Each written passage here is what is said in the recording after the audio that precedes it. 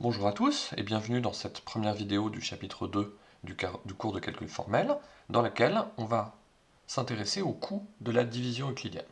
Alors, une première remarque, c'est que dans Z, on considère chaque opération élémentaire, c'est-à-dire somme, une soustraction, donc une addition, une soustraction, un produit et aussi le calcul d'une division euclidienne. Donc on considère chaque opération élémentaire comme prenant un temps 1, c'est-à-dire le temps unité. Je ne m'intéresse pas au fait de savoir combien de temps prennent la multiplication ou la division euclidienne quand les entiers sont très grands. Bon, c'est un choix, je considère que même pour des très grands entiers, on arrive à faire ça rapidement, et donc je considère que toutes ces opérations élémentaires prennent le même temps. Donc en fait, la question ne se pose pas de savoir quel est le coût de la division euclidienne dans Z. De ce point de vue-là, c'est un coût unité. On va donc s'intéresser au cas de la division euclidienne dans K crochet X. Donc on prend K, un corps, et on veut exprimer le coût en termes d'opérations élémentaires, c'est-à-dire d'opérations arithmétiques, disons, dans K, c'est-à-dire addition, multiplication, division de scalaires. Alors le théorème est le suivant, donc on prend A et B, deux polynômes avec B non nul. Tout d'abord, qu'est-ce que ça signifie calculer la division euclidienne, ou effectuer la division euclidienne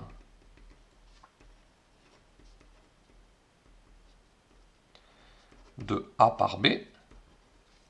Qu'est-ce que ça veut dire? Eh bien, c'est trouver les polynômes Q et R, dans K de X, tels que A égale BQ plus R, et le degré de R soit strictement plus petit que le degré de B. Donc on sait bien que K crochet X est un anneau euclidien, on en reparlera un peu plus tard dans ce chapitre, et à ce titre, étant donné deux éléments A et B de A crochet X avec B non nul, il existe toujours un unique couple QR formé de polynômes tels que A égale BQ plus R et degré R strictement plus petit que degré B. On sait aussi que Q s'appelle le quotient et que R s'appelle le reste dans cette division euclidienne. Alors maintenant la question c'est combien d'opérations élémentaires dans K suffisent pour calculer ce quotient et ce reste. Donc le théorème est le suivant. On peut effectuer la division euclidienne de A par B en grand O de 2K plus 1 fois 2B plus 1, opération arithmétique dans K. Donc c'est-à-dire, je précise, ce que j'appelle une opération arithmétique, ce sont des additions, des multiplications et des divisions. On peut faire aussi des soustractions si on a envie, mais il n'y a pas vraiment... Ça prend le même temps, disons. Puisque, en fait, pour soustraire, on peut juste multiplier par moins 1 et additionner. Donc, comme on est juste à grand taux de quelque chose, on ne cherche pas exactement le nombre d'opérations, ça revient au même. Et donc, on peut effectuer la division euclidienne de A par B en grand taux de 2K plus 1 fois 2B plus 1, opération arithmétique dans K. Et donc, on a aussi un raffinement, plus précisément, si le degré de A est strictement plus grand que le degré de B, qui est lui-même positif, alors grand O de deug B fois deug A moins deug B, opération, suffisent. Alors, c'est ce théorème-là qu'on va démontrer maintenant, mais avant de le démontrer, je voudrais faire quelques remarques. La première, c'est la présence de ce deug A plus 1. tel que j'énonce le théorème ici, A pourrait très bien être constant, d'ailleurs B aussi pourrait très bien être constant, et si j'avais mis ici grand O de 2Ga fois 2B, eh bien si A ou B était constant, donc de degré nul, ça ferait grand O de 0. Grand O de 0, ça veut dire vraiment 0, et c'est pas vrai qu'on puisse diviser A par B en 0 opération arithmétique. D'autant plus que même, disons si B est constant, quand vous voulez diviser un polynôme A par une constante, bon, le reste va être nul, ça vous pouvez éventuellement le calculer de manière immédiate, mais pour diviser grand A par une constante B, il faut diviser chaque coefficient de A par la constante, et donc le nombre de divisions que vous avez à faire, c'est en fait le degré de A, bon, plus 1, disons, et donc si le degré de B est nul, le temps de calcul, c'est quand même grand O de 2A. Et donc, il faut faire attention à cette formule, où il est important de bien mettre 2Ga plus 1 et 2B plus 1, si on veut autoriser les polynômes A ou B à être des polynômes constants. Alors, on a quand même une remarque, qui est que si A et B sont non constants,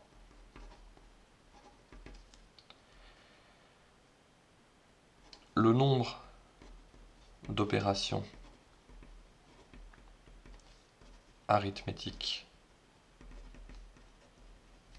dans K, le nombre qu'on utilise, est grand O de 2Ga fois 2B, puisque évidemment, si A et B sont non constants, leurs degrés sont supérieurs ou égaux à 1, supérieurs ou égaux à 1, et dans ce cas-là, avoir 2Ga plus 1 ou avoir 2A, comme c'est dans un grand O, c'est pareil, puisque, en effet, on a alors, bon bien sûr 2A est inférieur ou égal à 2A plus 1, mais 2Ga plus 1 est plus petit que 2 fois 2Ga,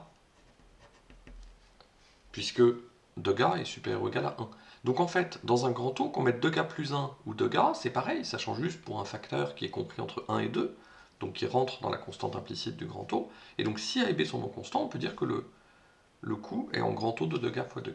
Alors il y a un raffinement ici qui est, si un des polynômes a un degré beaucoup plus gros que l'autre, en fait le temps il est en grand O de 2B fois 2Ga moins 2B opération, donc le temps ou le nombre d'opérations arithmétiques à effectuer. Pourquoi? Parce qu'en fait on va voir que alors c'est pas intéressant tellement si A et B sont, si 2Ga est beaucoup plus grand que 2B, l'intérêt c'est si le degré est très grand mais que les deux polynômes sont presque du même degré. Imaginons, on a 2Ga qui est 2B plus 1, dans ce cas-là 2Ga moins 2B ça fait 1, et là ça fait juste grand O de 2B. Pourquoi? Parce qu'en fait si vous avez un polynôme de degré D plus 1, vous faites le quotient par un polynôme de degré D, ben en fait, D, vous allez avoir très peu d'opérations. On va voir ça dans la preuve.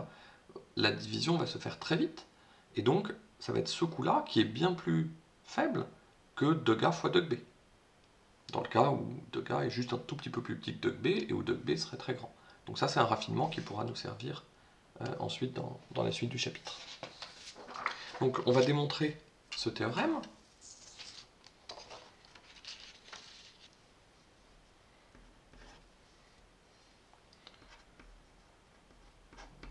Alors, pour démontrer ce théorème, on va supposer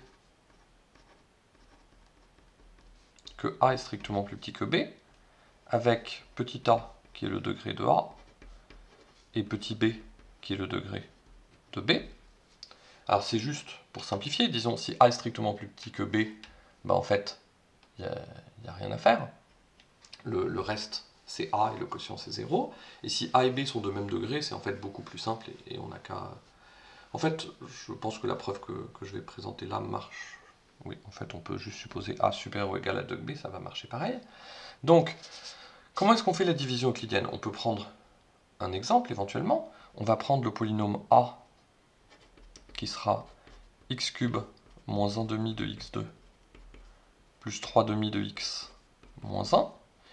Et je veux calculer sa division euclidienne par le polynôme 2x plus 5 qui est b. Donc ici, on est dans K, on est avec K égale Q, donc dans Q crochet X. On a un polynôme A qui est de degré 3, un polynôme B qui est de degré 1. Et alors la question, c'est comment fait-on pour calculer cette division euclidienne? Vous savez bien le faire. Vous divisez le coefficient de x cube ici par le coefficient de x ici, donc ça fait 2. Donc 1 par 2, ça fait 1 demi. Donc là, j'ai 1 demi de x2. Et ce x2, je le remultiplie par le polynôme b pour trouver ici 1 demi de x2 fois 2x plus 5. Donc ça nous fait x3 plus 5 demi de x carré. Qu'est-ce que c'est ce polynôme? Ici, on peut dire que ce polynôme-là, ce coefficient-là, ça va être Q2. Disons, ça va être le coefficient dominant du quotient qu'on est en train de calculer. Donc là, on a Q2, et ici, on calcule le polynôme Q2 x2 fois b. Ensuite, on fait la soustraction des deux. Donc le A, on peut l'appeler R0 si on veut pour initialiser. C'est en gros notre premier reste, et puis le vrai reste, ce sera le dernier dans la suite du calcul. Ensuite, on calcule R1 qui est R0 moins ce Q2 x2b, c'est-à-dire qu'on prend A et on soustrait ici. Ça nous donne moins 3x2 plus 3,5 de x moins 1. Et ensuite, on recommence le même processus. On a ce R1, on divise son coefficient dominant par le coefficient dominant de B, donc ça nous donne moins 3,5 de x. Ce moins 3,5, c'est ce qu'on peut appeler Q1. Et à nouveau, on calcule Q1, cette fois-ci fois x fois B. Et ça nous donne, donc on multiplie ça par ça, donc ça fait moins 3x2 moins 15 demi de x, et on soustrait. On a le R2 qui est R1 moins Q1 xb, et ça nous donne 9x moins 1, et on refait pour une dernière fois la même opération, on calcule le quotient des coefficients dominants, ça donne notre Q0, et on calcule Q0 fois B, ça fait 9x plus 45 demi, et on soustrait R3, c'est R2 moins Q0B, et ça fait moins 47 demi. Et là, on a terminé, puisqu'on a un degré ici du reste qui est strictement plus petit que le degré de B. On a trouvé notre quotient et notre reste. Donc c'est cette opération-là que vous savez très bien faire, qu'on va faire de manière générale, et on va comme ça calculer le coût de cette opération. Alors, quel est l'algorithme? Donc, on va noter Q égale la somme pour i égale 0 jusqu'à a moins b de QI xi, le quotient qu'on cherche. Donc, bien sûr, il est de degré a moins b. On pose R0 égale à A. Et pour i allant de 0 jusqu'à a moins b, on calcule RI, qui est RI plus 1, qui est RI moins Q indice a moins b moins i, x a moins b moins i fois b, où ce coefficient Q a moins b moins i est le quotient,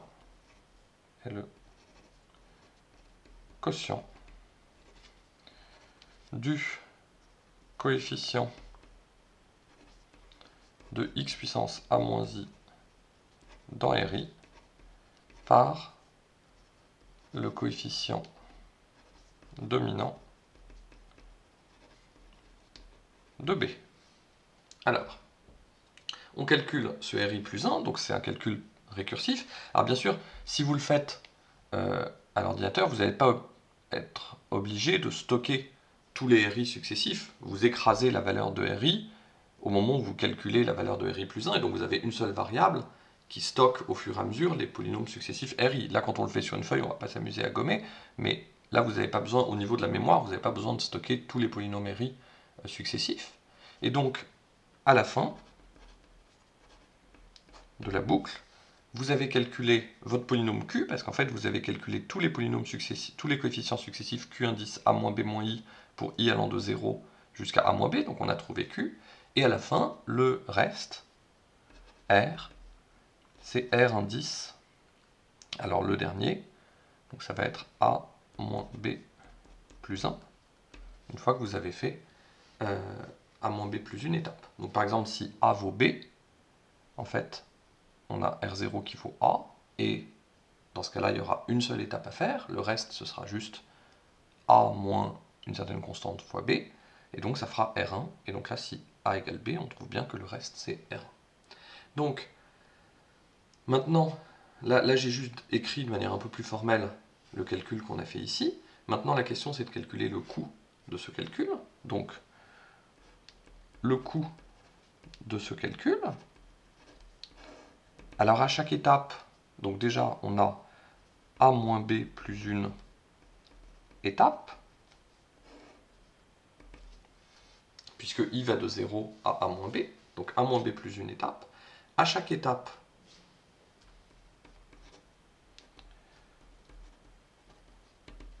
qu'est-ce qu'on fait à chaque étape? On calcule le quotient du coefficient de x à moins i dans Ri, donc ça c'est un élément de K, par le coefficient dominant de B. Donc on fait un quotient, donc une division dans K. Alors en fait, on pourrait se débrouiller pour inverser une fois pour toutes le coefficient dominant de B, c'est-à-dire calculer son inverse une fois pour toutes, et ensuite on n'aurait que des multiplications, puisqu'on multiplierait le coefficient de x à moins i dans Ri par l'inverse du coefficient dominant de B. Donc si on n'a pas envie de faire trop de quotients dans K, on peut en faire un seul une fois pour toutes, et à chaque étape, on fait un produit dans K. Mais moi, dans l'optique dans laquelle je me place, addition, multiplication et division dans K ont toutes le même coût, puisqu'on les considère toutes comme des opérations arithmétiques élémentaires dans K. Alors à chaque étape, on a ça. Et ensuite, ce qu'il faut, c'est calculer ce polynôme Ri plus 1 en fonction du polynôme Ri. Alors, combien coûte ce calcul? Alors, la première chose, c'est qu'on a le polynôme b, qui est toujours du même degré, petit b. On le multiplie par x à moins b moins i. Alors là, il n'est pas question de parler d'algorithme de produit ou du théorème de Karatsuba ou des choses comme ça. On multiplie un certain polynôme par une puissance de x. Qu'est-ce que ça veut dire? Ça veut dire simplement qu'on décale ses coefficients.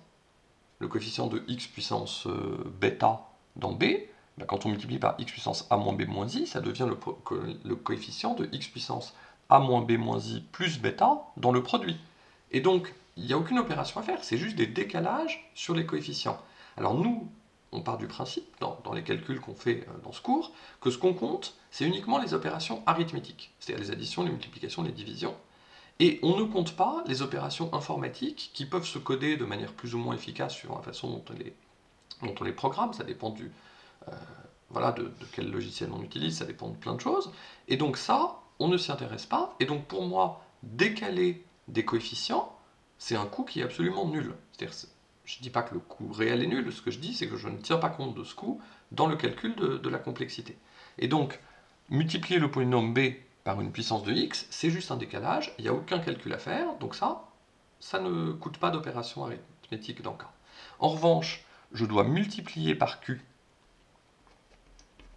On doit multiplier par Q indice A moins B moins I chaque coefficient du polynôme x A moins B moins I fois B. Donc ça coûte combien? Ça coûte, alors le nombre de, ça coûte autant d'opérations que le nombre de coefficients de x puissance a moins b moins i fois b, sauf que dans ce polynôme-là, il y a plein de coefficients nuls à la fin. Les coefficients de degré strictement plus petit que a moins b moins i, ils sont nuls. Ceux-là, on ne va pas utiliser une multiplication pour les multiplier par q indice a moins b moins i. On sait que de toute façon, ça va faire 0. Donc, ce qu'il faut multiplier, c'est les coefficients ici qui sont susceptibles d'être non nuls. Donc là, il y en a b plus 1. Donc là, ça fait b plus 1 multiplication. Il faut multiplier par q indice a moins b moins i chacun de ces b plus 1 coefficients. Et enfin, il faut soustraire, calculer enfin Ri plus 1. Il faut faire la soustraction des deux polynômes, mais alors là, c'est la même chose.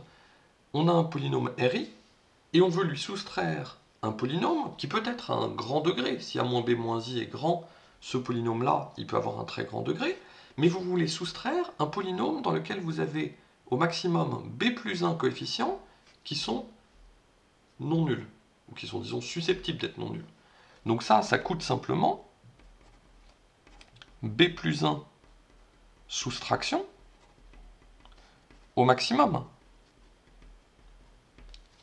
Vous n'allez pas soustraire 0 pour les puissances de x pour lesquelles vous savez que ce polynôme-là a un coefficient nul. Vous allez juste soustraire quand vous savez que ce coefficient-là a une possibilité d'avoir un coefficient non nul. Et donc ça arrive b plus une fois au maximum. Donc finalement, vous avez ici grand O de b plus 1 opération, et vous faites ça a moins b plus une fois. Donc la conclusion, c'est que vous avez grand O de a moins b plus 1 fois b plus 1, opération arithmétique, dans K. Donc ça, c'est le coût de votre calcul, qui est exactement ce que j'annonçais, c'est-à-dire si 2K strictement plus petit que 2B, strictement plus grand que 0, dans ce cas-là, le a-b plus 1, on peut remplacer par a-b, et le b plus 1, on peut remplacer par b dans le grand O, et ça fait bien grand O de b fois a-b.